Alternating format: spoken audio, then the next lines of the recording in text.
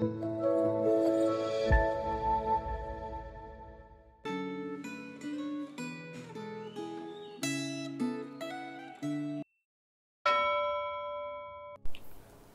Bapak Ibu Saudara.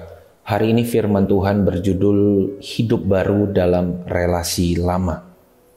Mari kita berdoa sebelum mendengarkan firman. Kami kembali bersyukur ya Tuhan, hari ini kami kembali mendengarkan firman-Mu.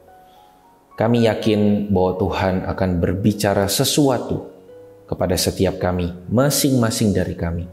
Tolonglah kami, Allah Roh Kudus Tuhan, menuntun kami, memberikan kami hikmat yang cukup ketika kami mendengarkan firman-Mu.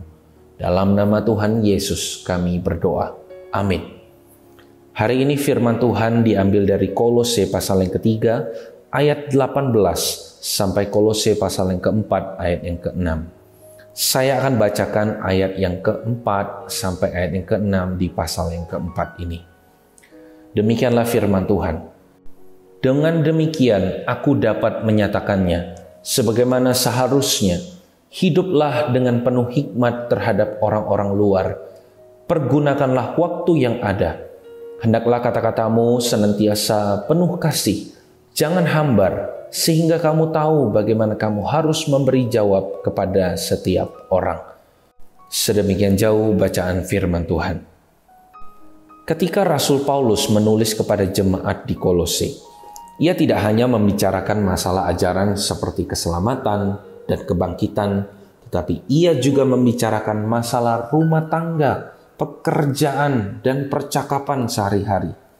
Bagi Rasul Paulus, jika Kristus benar-benar adalah Tuhan dan Tuan atas dirinya, maka seluruh aspek hidupnya, termasuk kebiasaan hidupnya, harus dibentuk ulang dan diselaraskan dengan kehendak Yesus Kristus. Kerohanian tidak hanya menyangkut hubungan kita dengan Allah Tritunggal dan tidak bisa diukur hanya dari penampilan dan aktivitas bergereja.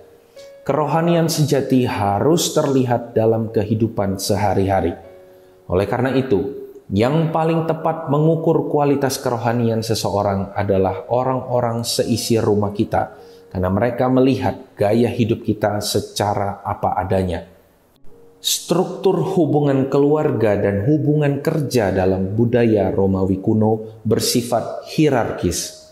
Dalam bacaan Alkitab hari ini, Rasul Paulus bukan hanya sekedar mengukuhkan struktur hubungan tersebut, tetapi ia juga menanamkan benih revolusi kasih. Seorang suami harus mengasihi, bukan menguasai istri. Dan seorang istri harus tunduk kepada suami secara sukarela, bukan karena terpaksa. Anak-anak harus menghormati orang tua mereka, dan orang tua harus membesarkan anak-anak mereka dengan sabar, bukan dengan berlaku sewenang-wenang. Para hamba harus memandang pekerjaan mereka sebagai ungkapan pengabdian kepada Tuhan, sedangkan para majikan harus berlaku adil dan jujur terhadap para hamba mereka. Landasan seluruh perintah di atas adalah karena Kristus telah lebih dahulu mengasihi kita. Kesimpulan tentang semua relasi di atas adalah bahwa semua yang kita kerjakan harus dimaksudkan untuk memuliakan Tuhan. John Ortberg berkata, "Spiritual maturity is measured by how we treat the people we live with." Kedewasaan rohani terukur dari cara kita memperlakukan orang yang hidup bersama dengan kita. Hidup baru dalam Kristus seharusnya bukan hanya terlihat di gereja, tetapi juga di dapur, di ruang tamu, di kantor, dan di setiap percakapan.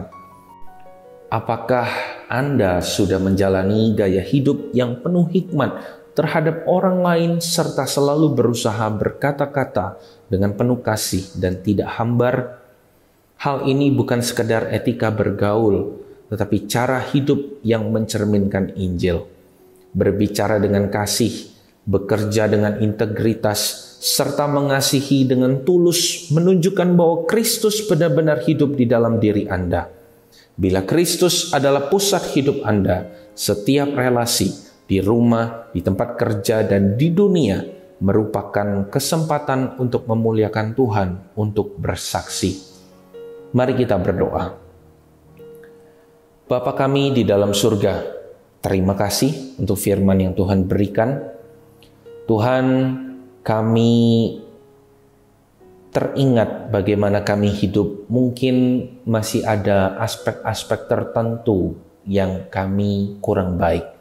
Di gereja mungkin kami bisa pelayanan baik, tapi di rumah mungkin kami kurang baik dalam melayani anak, melayani suami ataupun istri.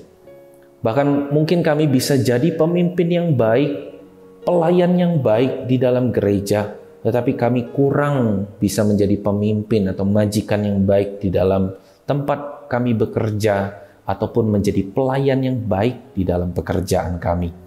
Tuhan, tentu ada banyak hal yang masih perlu kami perbaiki dan kami pelajari agar kami semakin baik lagi, semakin serupa Kristus Tuhan di dalam hidup kami. Tolonglah kami ya Tuhan. Di dalam nama Tuhan Yesus kami berdoa. Amin. Tuhan memberkati kita sekalian.